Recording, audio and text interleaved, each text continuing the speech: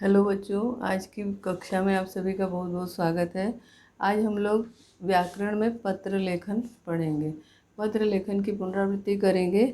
सबसे पहले पत्र क्या है इसके बारे में जानते हैं। आज आज के जीवन में पत्रों की बहुत उपयोगिता है।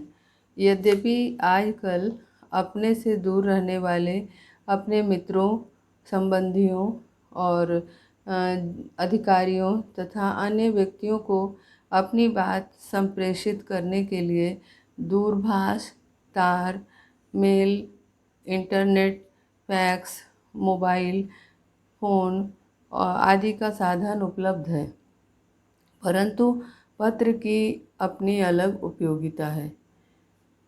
आज हम लोग कोई भी काम हो, कोई ज़रूरी काम हो, सबसे संचार का सबसे ज़्यादा साधन हो गया है, उपलब्ध साधन, जो कि हमेशा ही लोगों के हाथ में रहता है और लोग तुरंत उसका उपयोग करते हैं, वह है मोबाइल।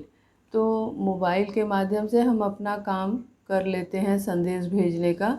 और मोबाइल के माध्यम से अत्याधुनिक साधन तो मोबाइल है ही, तथा उसमें अत्यधिक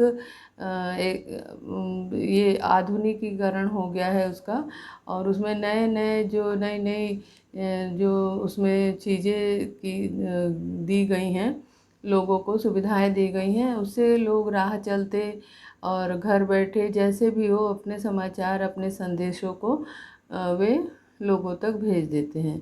परंतु यदि हम पत्र की बात करें तो पत्र का अलग ही महत्व है, क्योंकि ये जो मोबाइल के माध्यम से, फैक्स के माध्यम से और मेल के माध्यम से जो हम अपनी बातों को दूसरों तक पहुंचाते हैं, दूसरों तक संप्रेषित करते हैं, तो वे जो है बहुत टिकाऊ नहीं होते और वे कुछ दिनों के बाद नष्ट हो जाते हैं, उसको समाप्त कर दिया जाता है, क्योंकि वे साधन भी धीरे धीरे उसमें भी कुछ बंधन है, कुछ उसमें नियम है, उसके अनुरूप जो है हम उसमें ज़्यादा से ज़्यादा जितना उसमें स्थान होता है उतना ही उसका उपयोग कर पाते हैं। परंतु पत्र के लिए ऐसा कुछ नहीं है, ऐसी कोई बंधन पत्र के लिए नहीं रखी गई है, क्योंकि पत्र हम जब चाहे, जहाँ चाहे, जैसे चाहें लिख सकते हैं, भेज सकते हैं। हालांकि लोगों के पास अब समय की कमी हो गई है, ना उन्हें पत्र पढ़ने का समय है, ना पत्र लिखने का समय है। परंतु देखा जाए, यदि तो हम कभी अपने फुर्सत के समय में, खाली समय में या पुरानी यादों को ताज़ा करने के लिए हम उन पत्रों का इस्तेमाल करते हैं और कर सकते हैं, जिससे कि हम अपनी पुरानी बातों को फिर से याद कर सकें, उसको ताज़ा कर सकें। और ऐसे लोगों के भी पत्र हम इकट्ठा कर सकते हैं जो अब दुनिया में नहीं हैं, उन पत्रों से भी हम उनकी यादों को ताज़ा कर सकते हैं। तो इस प्रकार पत्र एक टिकाऊ साधन है, जिसके द्वारा हम जो है अपनी बातों को लोगों तक पहुंचा सकते हैं और लोगों की बातों को हम सुन सकते हैं। एक और इसमें खासियत है, एक और विशेषता है कि पत्र में बहुत ज़्यादा स्थान होता है, जिसमें हम दिल खोलकर अपनी बातों को कह सकते हैं। परंतु जो अत्याधुनिक जो संचार के साधन हैं, जैसे मोबाइल आदि, तो उसमें हम विस्तार से अपनी बातों को नहीं कह सकते हैं। पत्र के माध्यम से हम जिस तरह से आपस में एक दूसरे से बात वार्तालाप करते हैं, उस तरह से हम पत्र का उपयोग कर सकते हैं। जबकि ये संचार का जो आधुनिक साधन है, मोबाइल या मेल, उसमें हम इस प्रकार का उसका प्रयोग नहीं कर सकते हैं। तो आज हम थोड़ा उसकी उपयोगिता के बारे में चर्चा करेंगे कि पत्र की उपयोगिता क्या है और अच्छे पत्र कैसे लिखे जाते हैं, पत्र कितने प्रकार के होते हैं, इन सभी के बारे में हम आज चर्चा करेंगे। पत्र की अपनी एक अलग उपयोगिता है, क्योंकि अपना अन्य साधनों से इसका विचार विस्तार से नहीं कहे जा अन्य साधनों में अपने विचारों को हम विस्तार से नहीं कह सकते। पत्र जितने विस्तार से चाहो अपने विचारों को, अपनी समस्या को हम लिख सकते हैं, अपनी बातों को, अपने मन की बातों को हम व्यक्त कर सकते हैं।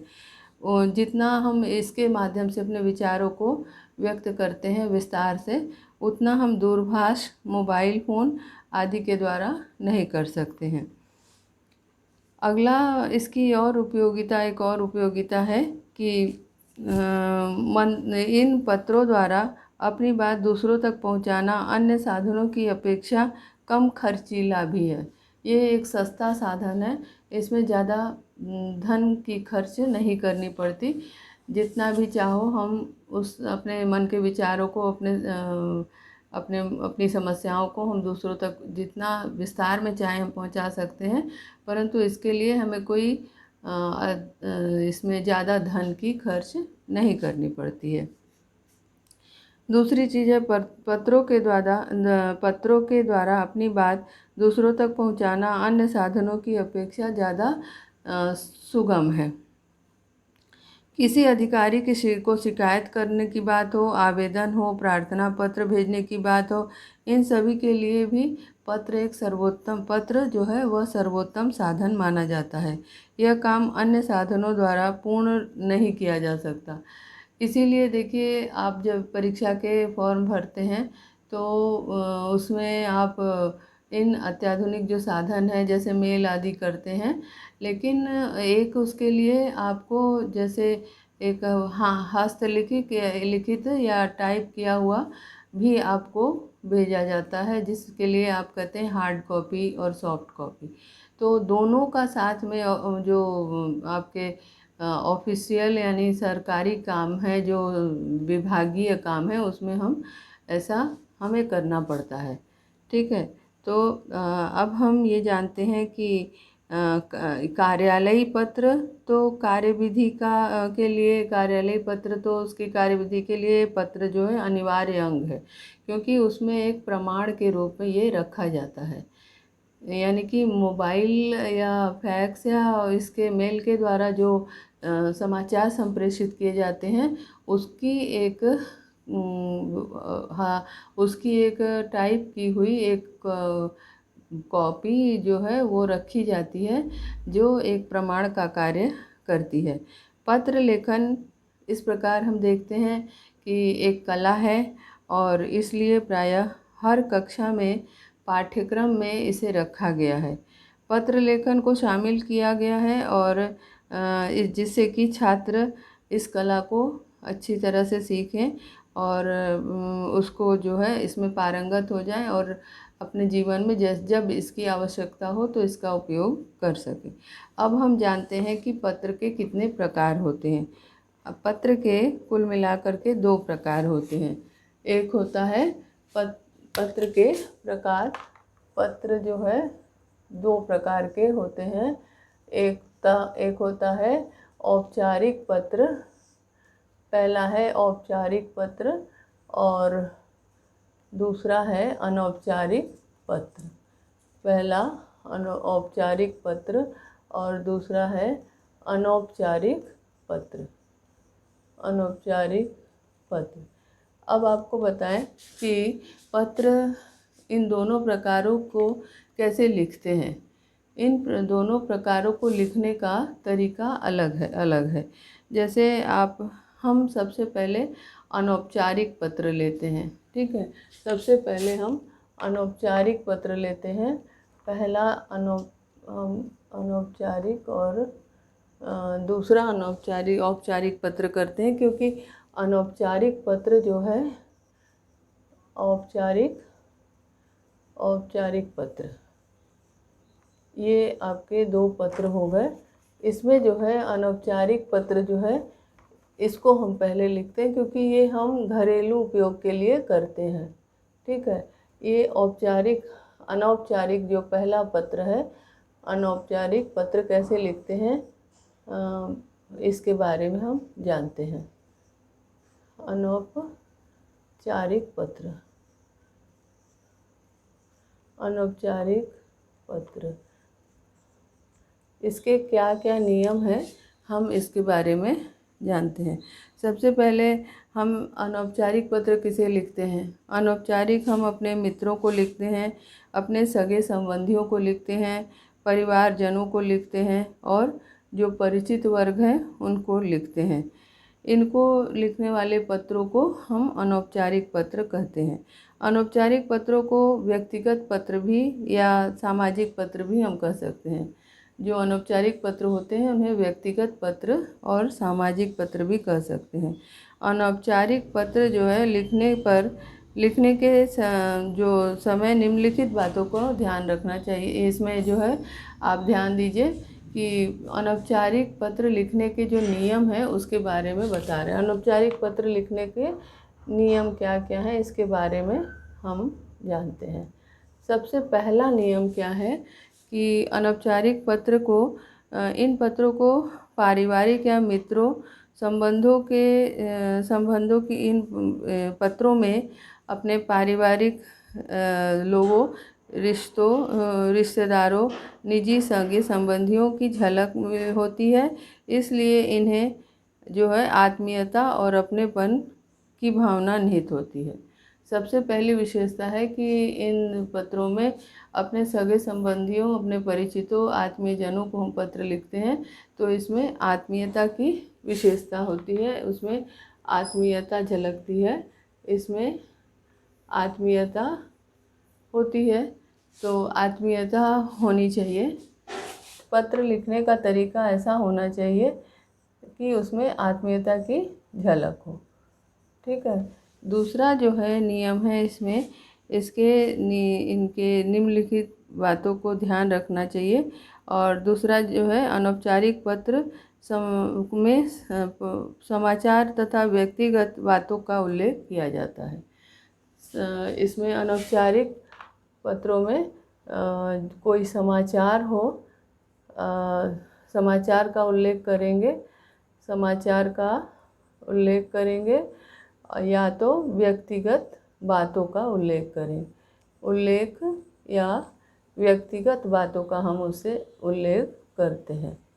व्यक्तिगत बातों का उल्लेख इसमें होता है। ठीक है। दो चीज़ हो गए, दो नियम। एक तो पत्र में आत्मीयता की झलक होनी चाहिए, दूसरा इसमें व्यक्तिगत बातों के ऊपर जोर देना चाहिए, व्यक्तिगत बातों को ही करना चाहिए। और अनौपचारिक पत्र लिखते समय कोई ढंग निश्चित नहीं होता। इसका कोई नियम विशेष ऐसा नहीं है कि इसी शैली में लिखी जाएगी, उस पर कोई बंधन या बंदिश नहीं है, पाबंदी नहीं है कि आपको इसी शैली को अपनाना है। अब अनौपचारिक पत्र जो है अधिकारियों, समाचार पत्र के संपादकों, पुत्र विक्रेता, प्रकाशकों, व्यापारियों, किसी कंपनी के प्रबंधक, विद्यालय के प्रधानाचार्यों आदि को नहीं लिखे जाते। इन लोगों को लिखने के लिए हम औपचारिक पत्र का इस्तेमाल करते हैं। ठीक है। इन लोगों को जब इनके अपने परिवारजनों से अतिरिक्त यदि हम बाहरी लोगों को पत्र लिखते हैं, जैसा कि आपको हमने बताया कि इन पत्रों को लिखने के लिए हम दूसरे नियम अपनाते हैं। अब अनौपचारिक पत्र में ये दूसरा जो है औपचारिक पत्र में आपका औपचारिक पत्र के जो नियम है इसमें जो है आप देखेंगे औपचारिक पत्र की एक निश्चित विधि होती है। इसकी जो है ये निश्चित विधि होती है। हर औपचारिक पत्र की लेखन की एक निश्चित विधि होती है और उसके साथ साथ उसमें जो है इस प्रकार के पत्रों को इसमें व्यक्तिगत बातें नहीं लिखी जाती। दूसरा जो है इसमें व्यक्तिगत बातें हम नहीं लिख सकते हैं। और औपचारिक पत्रों में पत्र पाने वाले के लिए प्रमुख संबोधन भी होना चाहिए। उनके जो पत्र पाने वाले होते हैं उनके लिए प्रयुक्त संबोधन एक विशेष प्रकार के होते हैं, वह होना आवश्यक है। अब हम अच्छे पत्र के जो आवश्यक गुण होते हैं उनकी चर्चा करेंगे कि एक अच्छे पत्र में आवश्यक गुण क्या होते हैं। ठीक है। अब हम देखते हैं कि एक अच्छे पत्र के क्या क्या गुण होने चाहिए। एक अच्छे पत्र में जो विशेषता होनी चाहिए उस पर हम चर्चा करेंगे। सबसे पहले एक अच्छे पत्र में ये निश्चित है कि उसमें संक्षिप्तता होनी चाहिए। एक अच्छे पत्र में संक्षिप्तता होनी चाहिए। संक्षिप्त संक्षिप्तता होनी चाहिए। और दूसरा जो है आपके ये नियम है, औपचारिक पत्र के ये है, ठीक है। औपचारिक पत्रों में पत्र पाने वालों के लिए ये एक अच्छे पत्र में जो है संक्षिप्तता हो, सरलता हो, एक उसमें सरलता होनी चाहिए, भाषा सरल हो जिससे लोगों को समझ में आए। उसके बाद तीसरी विशेषता है कि उसमें स्पष्टता होनी चाहिए। तीसरी विशेषता है उसमें कि स्पष्टता होनी चाहिए, जो बात कही गई हो वो स्पष्ट हो। और चौथी विशेषता है इसकी प्रभावोत्पादकता। प्रभावोत्पादकता प्रभावोत्पादकता इसकी चौथी विशेषता है।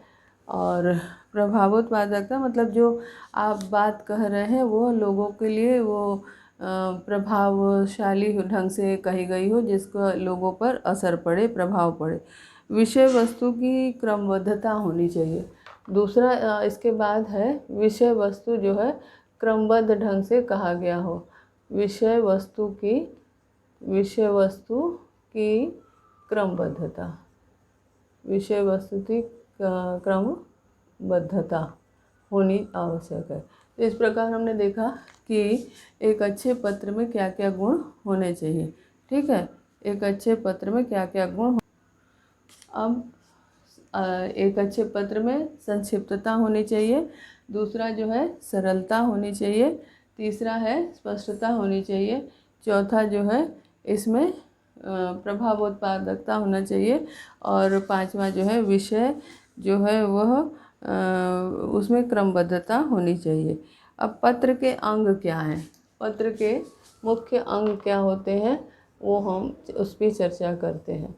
पत्र के अंग, इसमें आप देखेंगे कि पत्र के मुख्य अंग क्या है। सबसे पहले पत्र लेखक का पता और दिनांक।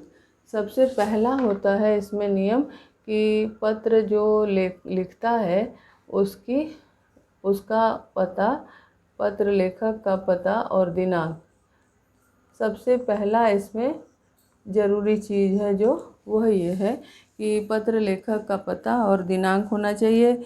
दूसरा, पत्र वाले के लिए उपयुक्त संबोधन और अभिवादन। दूसरा, पत्र पाने वाले के लिए उपयुक्त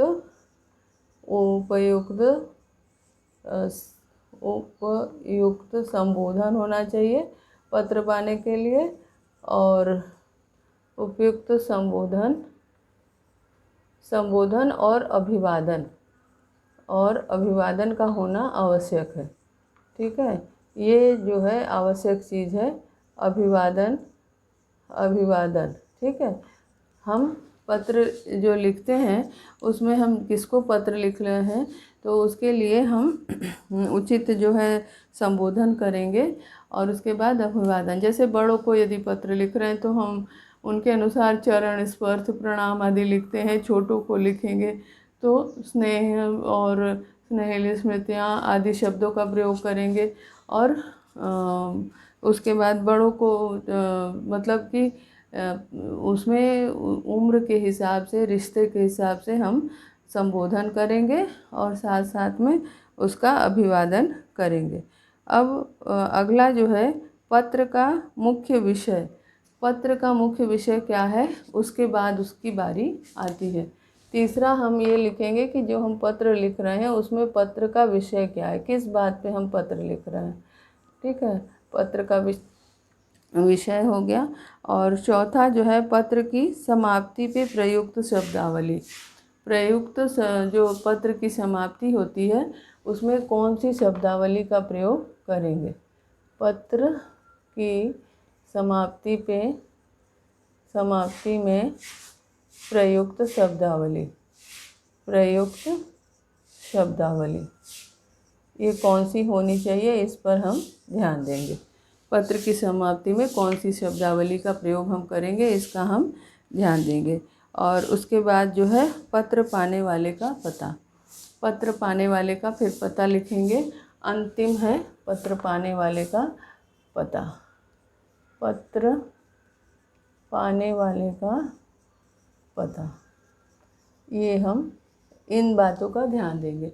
तो सबसे पहला क्या है, पत्र लेखक का पता और दिनांक, और दूसरा है कि पत्र पाने वाले के लिए उपयुक्त संबोधन और अभिवादन, उसके बाद है पत्र का विषय, फिर चौथा है पत्र की समाप्ति में जो हम उसके लिए प्रयुक्त शब्दावली का प्रयोग करेंगे वो, और पांचवा है पत्र पाने वाले का पता। तो इन पर हमें ध्यान देना पड़ेगा और इस प्रकार हम पत्र लिखेंगे। सबसे पहला है पत्र लेखक का पता और दिनांक, उसके बारे में बात करते हैं। जो सबसे पहला बिंदु है उस पर बात करते हैं। पहला बिंदु है कि पत्र पाने वाले का पता और दिनांक होना चाहिए। इसमें पत्र लेखक का जो पता है और दिनांक है, पत्र के सबसे ऊपर बाईं ओर होनी चाहिए। ठीक है, सबसे ऊपर बाईं ओर पत्र लेखक का पता और दिनांक हम लिखते हैं। आजकल अंग्रेज़ी पत्र के हिसाब से पहले हम इसे दाहिनी ओर लिखते थे, पर अंग्रेज़ी पत्र के लेखन के अनुसार और कंप्यूटर के प्रयोग के कारण हम उसी के अनुरूप पत्र में दिनांक और जो पत्र लेखक का जो पता है उसे हम लिखते हैं बाईं ओर। ठीक है। अब दूसरा है कि इस बात को लेकर विद्यार्थी में अत्यंत भ्रम रहती है, उन्हें संदेह रहता है कि ये सही है या गलत है। तो ये ध्यान देने की बात है कि अंग्रेज़ी ही की तरह हिंदी में भी वही नियम प्रयुक्त होने लगा है, यानी बाईं ओर ही, सबसे ऊपर बाईं ओर हम उसका पता, माने अपना जो पत्र लिखता है वो उसका पता और तिथि लिखते हैं। अब दूसरा है पत्र पाने वाले के लिए उपयुक्त संबोधन और अभिवादन। अब हम इस पे ध्यान देते हैं कि यह सब जो है ये भी बाईं ओर ही लिखा जाएगा। ये ध्यान देने की बात है कि जो भी हम पत्र जहाँ से शुरू करते हैं उसी समानांतर में हम नीचे तक जाते हैं। उसमें बीच में हम उसकी एक सीधी रेखा की तरह, मतलब मार्जिन जो होता है उसी को लेकर के हम नीचे तक जाते हैं। उसमें हम इधर उधर नहीं कर सकते हैं, क्योंकि बाएं दाएं खिसकाने से शब्दों को पत्र का प्रारूप गलत माना जाता है। अब यह है कि यह पत्र जो हम बाईं ओर से शुरू करते हैं, पहले उसमें संबोधन शब्द लिखते हैं और फिर अभिवादन। ठीक है। अब पत्र पाने वाले के साथ आपका जैसा रिश्ता हो उसका उसी तरह से हम संबोधन करेंगे और फिर उसके बाद अभिवादन करेंगे। उसकी उम्र के अनुसार उसका अभिवादन करते हैं। जैसे यदि हम अपने बड़ों के लिए संबोधन करते हैं, ये सब अनौपचारिक पत्र के लिए बता रहे हैं हम। जैसे बड़ों को अगर संबोधित करते हुए पत्र लिखते हैं तो हम उन्हें आदरणीय शब्द का प्रयोग करेंगे। पूज्य, पूजनीय, श्रद्धेय, मान्यवर और श्रीमान, इन सारे शब्दों का हम उनके लिए प्रयोग कर सकते हैं। यदि हम अपने से बड़ों के लिए पत्र लिखते हैं तो हम उसमें संबोधन के रूप में आदरणीय, पूज्य, पूजनीय, श्रद्धेय, मान्यवर और श्रीमान आदि शब्दों का प्रयोग कर सकते हैं। ठीक है। और अपने से बड़ों के लिए यदि हमें अभिवादन करना हो तो हम चरण स्पर्श, सादर प्रणाम, सादर चरण स्पर्श आदि शब्दों का प्रयोग कर सकते हैं। ठीक है, करना पड़ता है, मतलब आवश्यक है, इन सभी शब्दों का प्रयोग करना आवश्यक है। अब यदि हम अपने से छोटों को संबोधित करते हुए पत्र लिखते हैं तो अपने से छोटों के लिए हम प्रिय, चिरंजीव, प्रिय के बाद हम उसका नाम लिख लेंगे। जैसे अगर मान लीजिए लिखते हैं कि प्रिय राहुल या प्रिय मनोज, तो ऐसे लिखेंगे। ये दोनों शब्द जो है एक साथ होंगे, एक समानांतर में होंगे, ऊपर और नीचे नहीं। मतलब प्रिय मनोज यदि हम लिखते हैं, प्रिय राहुल लिखते हैं तो एक ही पंक्ति में हम दोनों शब्दों को लिखेंगे। और उसके बाद आयुष्मान, चिरंजीव, आयुष्मती, और इन सभी शब्दों को लगाकर हम उसका नाम लिख सकते हैं। ठीक है। तो यदि जब मतलब अपने से छोटों को हम पत्र लिखते हैं तो इन सारे शब्दों का हम प्रयोग कर सकते हैं। फिर अपने से छोटों के लिए हम अभिवादन यदि करेंगे मतलब पत्र में, तो अभिवादन में हम शुभाशीष, शुभ आशीर्वाद, प्रसन्न रहो, सुखी रहो आदि शब्दों का प्रयोग कर सकते हैं। अपने से छोटों के लिए अभिवादन के रूप में हम शुभाशीष, शुभ आशीर्वाद और प्रसन्न रहो, सुखी रहो आदि शब्दों का प्रयोग कर सकते हैं। और यदि अब बराबर वालों को हम संबोधित करके पत्र लिखते हैं, बराबर वालों के लिए हम प्रिय मित्र, प्रिय और नाम, प्रिय लिखने के बाद उसका नाम, प्रिय मित्र और प्रिय बंधु आदि शब्दों का प्रयोग करेंगे। फिर यदि अपने बराबर वालों इसके बाद जो है हम यदि प्रार्थना पत्र लिख रहे हैं यानी कि औपचारिक पत्र यदि हम लिख रहे हैं, प्रार्थना पत्र, औपचारिक पत्र में प्रार्थना पत्र यदि लिख रहे हैं तो हम श्रीमान और फिर उसके बाद अधिकारी का पद लिखेंगे।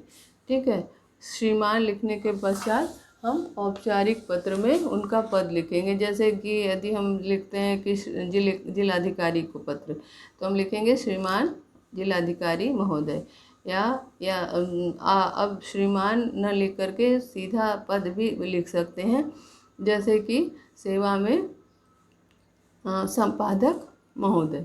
ठीक है, तो इस तरह से हम यदि इस तरह का शब्द हम प्रयोग कर सकते हैं। अब व्यावसायिक पत्र यदि हो उसके लिए हम कैसे लिखेंगे? व्यावसायिक पत्र में यदि आप जैसे मान लीजिए किसी पुस्तक विक्रेता को पत्र लिख रहे हैं या अन्य किसी व्यापार के संबंधित यदि पत्र आप लिख रहे हैं तो आप उसमें जो है महोदय, मान्यवर और मान्यवर आदि शब्द, महोदय आदि, मान्यवर महोदय और महोदय का प्रयोग कर सकते हैं। यदि आप किसी अधिकारी या समाचार पत्र के संपादक को पत्र लिख रहे हैं तो उसके लिए श्रीमान और पद के अधिकारी का पद लिखेंगे, या और यदि किसी अधिकारी या समाचार पत्र को हम अभिवादन करते हैं तो उसके लिए महोदय, मान्यवर और महोदय आदि का प्रयोग करेंगे। अब पत्र का मुख्य विषय पे आते हैं। पत्र का जो मुख्य विषय होता है, पत्र का यह भाग जो है पत्र का सबसे महत्वपूर्ण अंग होता है, क्योंकि इसी भाग में पत्र द्वारा प्रेषित की जाने वाली बात, सूचना, समाचार, शिकायत, निवेदन, प्रार्थना आदि का पूरा पता चलता है। पत्र का मुख्य विषय क्रमबद्ध, व्यवस्थित, स्पष्ट और संक्षिप्त होना चाहिए। ये एक अच्छे पत्र के गुण हैं कि पत्र का जो मुख्य विषय है वह क्रमबद्ध हो, व्यवस्थित हो और स्पष्ट हो और संक्षिप्त हो। इसके बाद जो है पत्र की समाप्ति पर आते हैं। पत्र की समाप्ति पर चौथा जो बिंदु है, पत्र की समाप्ति पर हम कौन से शब्दों का प्रयोग करेंगे, उसमें प्रयुक्त शब्दावली के बारे में चर्चा करते हैं। जैसे यदि हम अपने बड़ों को पत्र लिख रहे हैं तो उसके लिए हम आपका आज्ञाकारी लिखेंगे। आपकी लड़कियां हैं तो आपकी आज्ञाकारिणी लिखेंगी, और आपका अनुज लड़के लिखेंगे, लड़कियां आपकी अनुजा लिखेंगी। इस तरह से इन शब्दों का प्रयोग हम अंत में करेंगे। यदि आप बराबर वालों को पत्र लिख रहे हैं तो पत्र के अंत में तुम्हारा परम मित्र, तुम्हारा अभिन्न मित्र, अभिन्न हृदय और तुम्हारी सखी आदि शब्दों का हम प्रयोग करते हैं। ठीक है, इन सारे शब्दों का प्रयोग करते हैं। अब हम व्यावसायिक पत्र लिखते हैं तो अंत में जो है हम भवदीय लिखेंगे। अंत में हम क्या लिखेंगे? भवदीय लिखेंगे या भवदीया लिखेंगे। शिकायत संबंधी पत्र में भी भवदीय, भवदीया, निवेदक और निवेदिका शब्द का प्रयोग करेंगे। आवेदन पत्र में प्रार्थी, आवेदक, प्रार्थिनी और आवेदिका का शब्द का प्रयोग हम करते हैं। तो इस प्रकार आपने देखा कि पत्र के दो प्रकार हैं, औपचारिक और अनौपचारिक। अनौपचारिक पत्र जो है हम अपने सगे संबंधियों, मित्रों आदि को लिखते हैं, रिश्तेदारों आदि को लिखते हैं। और अनौपचारिक पत्र हम किसी कार्यालय में या किसी व्यवसाय से संबंधित जगहों पर हम भेजने के लिए लिखते हैं। दोनों के ही नियम हैं। और पत्र आप औपचारिक पत्र में पता और तिथि के बाद जब संबोधन लिखेंगे, उसके बाद अभिवादन के बाद फिर पत्र आप लिखना शुरू कर देते हैं। परंतु औपचारिक पत्र में, अनौपचारिक में और औपचारिक में यदि आप लिखते हैं तो औपचारिक पत्र में एक इनके बीच में विषय भी होता है। मतलब संक्षेप में एक पंक्ति में पत्र का विषय भी आपको लिखना पड़ता है।